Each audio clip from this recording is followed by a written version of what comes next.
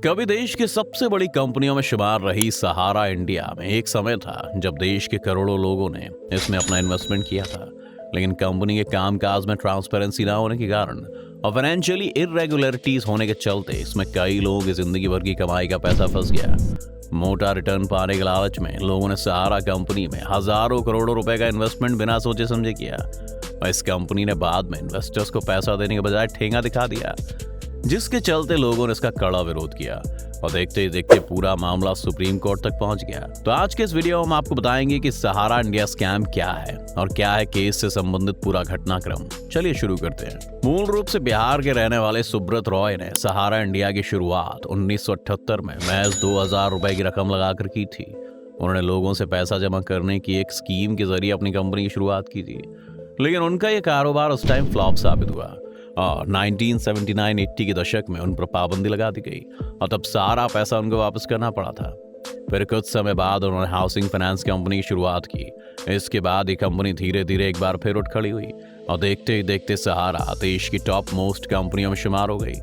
बता दें, एक समय था जब सहारा भारत में इंडियन रेलवे के बाद सबसे ज्यादा कर्मचारी रखने का रिकॉर्ड अपने नाम कर रखा था। शायद इसीलिए साल 2013 में टाइम मैगजीन ने सहारा को भारतीय रेलवे के बाद दूसरी सबसे ज्यादा नौकरी देने वाली संस्था बताया था। वहीं इंडिया टुडे ने सहारा कंपनी के मालिक सुब्रत रॉय को देश के टॉप 10 सबसे ताकतवर लोगों में भी शामिल किया था। इसके अलावा सहारा का business finance, infrastructure and housing, media and entertainment, consumer retail venture, manufacturing और IT सेक्टर में फैला हुआ था और सहारा ने अमेरिका के न्यूयॉर्क शहर में 4400 करोड़ रुपए में 2 होटल भी खरीदे गए। दोनों ही होटल न्यूयॉर्क प्लाजा और ड्रीम न्यूयॉर्क दुनिया के नामी होटल्स में शामिल हैं। बता दें कि सहारा कंपनी को सहारा श्री के नाम से भी जाना जाता है और इसी सहारा श्री के पास मुंबई के एम्बी वैली में 313 एकड़ जमीन का डेवलपमेंट राइट, मुंबई के वर्सोवा में 106 एकड़ की जमीन, लखनऊ में 191 एकड़ जमीन और देश के 10 अलग अलग शहरों में 764 एकड़ जमीन ऑलरेडी मौजूद है। सहारा ग्रुप की 2 कंपनियों से जुड़ा है विवाद। सहारा स्कैम मुख्य रूप से सहारा ग्रुप की 2 companies Sahara India real estate corporation limited यानी कि SIRECL और Sahara housing investment corporation limited यानी SHICL से जुड़ा है। बात 30 सितंबर 2009 की है। सहारा ग्रुप की एक कंपनी सहारा प्राइम सिटी ने अपने IPO के लिए सेबी में DRHP के तहत आवेदन किया था। दरअसल DRHP में कंपनी से जुड़ी सारी अहम जानकारी होती है। जब सेबी ने इस DRHP का स्टडी किया तो सेबी को सहारा ग्रुप की 2 कंपनीज के पैसा जुटाने और कलेक्ट करने की प्रक्रिया में कुछ गलतियां दिखी। ये 2 कंपनियां कोई और नहीं बल्कि SHICL और SIRECL ही थी। अब आपके मन में सवाल उठ रहा होगा कि सेबी क्या है और ये काम कैसे करती है। तो आपको बता दें, सेबी का मतलब होता है security exchange board of India और ये मुख्य रूप से इंडियन स्टॉक मार्केट में इन्वेस्टर्स के लिए सिक्योरिटी प्रदान करना और सिक्योरिटी से संबंधित जानकारियों को रेगुलेट करती है। और इसमें सबसे बड़ी बात है, सेबी की जांच में अगर कोई कंपनी फर्जीवाड़ा करते हुए पाई जाती है तो सेबी उस कंपनी को ब्लैकलिस्ट कंपनीज में डाल देती है। इसी दौरान 25 दिसंबर 2009, 4 जनवरी 2010 को सेबी को 2 शिकायतें मिली। इनमें कहा गया कि सहारा की कंपनियां वैकल्पिक पूर्ण परिवर्तनीय डिबेंचर OFCD जारी कर रही है और गलत तरीके से धन जुटा रही है। इन शिकायतों से सेबी का डाउट सही साबित हुआ। इसके बाद सेबी ने फौरन हरकत में आते हुए इन दोनों कंपनियों की जांच शुरू कर दी और सेबी ने पाया कि SIRECL और SHICL ने OFCD के जरिए 2 से 2.5 करोड़ निवेशकों से करीब 24,000 करोड़ रुपए जुटाए। सेबी ने सहारा की इन दोनों कंपनियों को पैसा जुटाना बंद करने का आदेश दिया और कहा कि इन्वेस्टर को 15% ब्याज के साथ उनका पैसा लौटाया जाए। इसके बाद फिर क्या था, अदालती कार्रवाई का दौर शुरू हो गया। मामला इलाहाबाद हाईकोर्ट से होता हुआ सुप्रीम कोर्ट के दरवाजे पर पहुंच गया। कहा तो ये भी जाता है कि सहारा ग्रुप के द्वारा काले धन को छिपाने के लिए बड़े स्केल पर मनी लॉन्ड्रिंग की गई और सुप्रीम कोर्ट ने जब फंड के सोर्स के बारे में सबूत मांगे तो सहारा समूह कोर्ट को जस्टिफाई करने में फेल रहा। इधर अगस्त 2012 में सुप्रीम कोर्ट ने दोनों कंपनियों को सेबी के साथ इन्वेस्टर को पैसा 3 महीनों के अंदर 15% इंटरेस्ट के साथ चुकाने का आदेश दिया। साथ ही सेबी को सभी OFCD कस्टमर्स को डिटेल निकाल कर कोर्ट के सामने पेश करने को कहा गया। इसके बाद में जांच प्रक्रिया तेज कर दी गई और सारे इन्वेस्टर की डिटेल खंगालनी शुरू कर दी गई। इस दौरान उन्होंने देखा कि इन फाइल्स में इन्वेस्टर की पूरी जानकारी नहीं है, इसलिए उसका मनी लॉन्ड्रिंग का शक लास्ट तक बना रहा। इसके बाद बात आई सुप्रीम कोर्ट के आदेश की, तो इसमें भी सहारा नाकाम रही। इसके बाद सुप्रीम कोर्ट और सेबी दोनों इस मामले को सख्ती से लेना शुरू कर देते हैं, क्योंकि पानी अब सर के ऊपर से जा रहा था। उन्होंने सहारा इंडिया के बैंक अकाउंट और संपत्ति को फ्रीज करना शुरू कर दिया और 26 जनवरी 2014 को सहारा ग्रुप के चेयरमैन को सुप्रीम कोर्ट के आदेश पर गिरफ्तार कर लिया गया। नवंबर 2017 में ईडी ने सहारा ग्रुप पर मनी लॉन्ड्रिंग का मामला चार्ज किया। इस तरह सहारा ग्रुप पूरी तरह कानून के शिकंजे में आ गया। अब बात आई पैसे चुकाने की, तो सहारा ने सेबी को अपनी पहली किस्त 5,120 करोड़ रुपए जमा कराई। रिपोर्ट्स के अनुसार सहारा समूह की कंपनियों सहारा इंडिया रियल एस्टेट कॉरपोरेशन एवं सहारा हाउसिंग इन्वेस्टमेंट कॉरपोरेशन ने सेबी को कुल 15,485.80 करोड़ रुपए जमा कराए।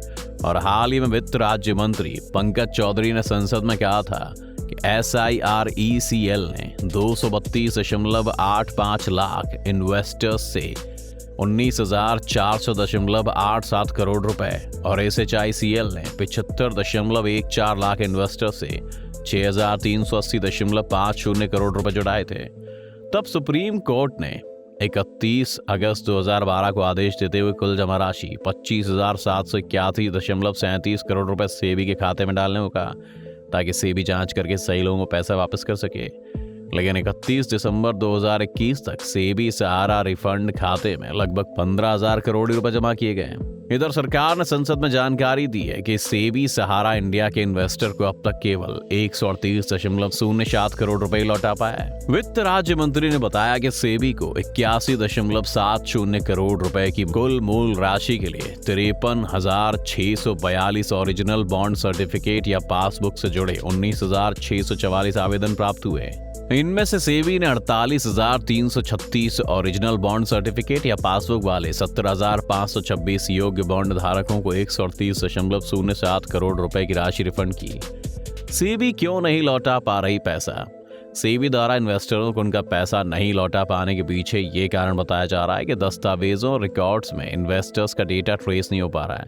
सरकार द्वारा बताया गया कि सेबी के पास रिफंड के लिए आए कई आवेदन या तो SIRECL और SHICL द्वारा उपलब्ध कराए गए डॉक्यूमेंट और डेटा में रिकॉर्ड ट्रेस नहीं हो पाने के कारण, या फिर सेबी द्वारा पूछे गए प्रश्नों को लेकर बॉन्ड धारकों से कोई प्रतिक्रिया प्राप्त नहीं होने के कारण बंद कर दिए गए। वहीं जिन लोगों का पैसा SIRECL और SHICL से कन्वर्जन कराकर सहारा क्यू शॉप या सहारा के अन्य क्रेडिट कोऑपरेटिव सोसाइटीज में उलझा दिया गया है, उनकी मुश्किलें और भी ज्यादा हैं। अब देखना यह कि सरकार निवेशकों के हित में कोई ठोस कदम उठा पाती है या नहीं। सहारा को लेकर क्या है ताजा हलचल? बता दें, पटना हाई कोर्ट ने सहारा प्रमुख सुब्रत रॉय को 11 मई 2022 को अदालत में हाजिर होने का निर्देश दिया था और कोर्ट ने राय को किसी भी तरह की रियायत देने से साफ इनकार कर दिया। सहारा कंपनी ने विभिन्न स्कीम में हजारों कस्टमर से इन्वेस्टमेंट के नाम पर जो पैसा जमा करवाया था और टाइम पूरा होने के बाद भी पैसा नहीं लौटाने वाले मामले में 2000 से ज्यादा लोगों ने पटना हाई कोर्ट में याचिका दायर की थी। न्यायाधीश संदीप कुमार की एकल पीठ ने याचिकाकर्ता प्रमोद कुमार की याचिका पर सुनवाई करते हुए सहारा को 27 अप्रैल तक का समय दिया था। सुनवाई के दौरान हाई कोर्ट ने कहा था कि सहारा के अधिकारी अदालत को बताएं कि वो कब और कैसे इन्वेस्टर्स का भुगतान करेंगे। फिर भी सहारा की तरफ से ऐसी कोई सैटिस्फैक्टरी जानकारी नहीं दी गई है। इसके बाद अदालत ने सहारा प्रमुख सुब्रत रॉय को कोर्ट में हाजिर होने का भी आदेश जारी कर दिया।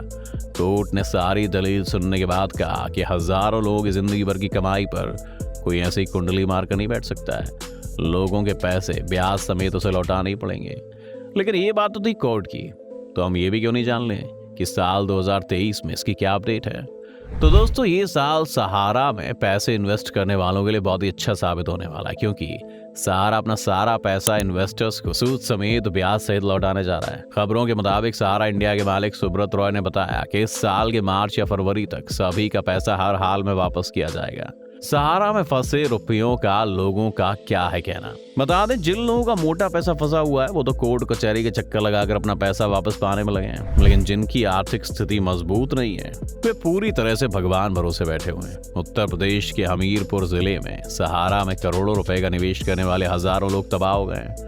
सहारा से बेसहारा बने निवेशक और एजेंट भी भुगतान न होने के कारण डिप्रेशन में। कई एजेंट्स ने दावा किया है कि हमीरपुर शहर और आसपास के सैकड़ों गांव से कई करोड़ रुपए का निवेश कराया गया था, लेकिन कंपनी के धोखा देने से सारी उम्मीदों पर पानी फिर गया है। तमाम एजेंट बेसहारा होने के बाद अब दूसरे कारोबार से जुड़ गए हैं। तो दोस्तों, ये था पूरा मामला और सहारा स्कैम से जुड़ी पूरी कहानी। आपकी इस पर क्या राय है और क्या निवेशकों के पैसे सहारा दे पाएगी या नहीं, हमें जरूर बताइएगा। साथ ही आपको हमारे द्वारा दी गई जानकारी अच्छी लगी हो तो चैनल को सब्सक्राइब करके बेल आइकॉन जरूर दबाना। धन्यवाद।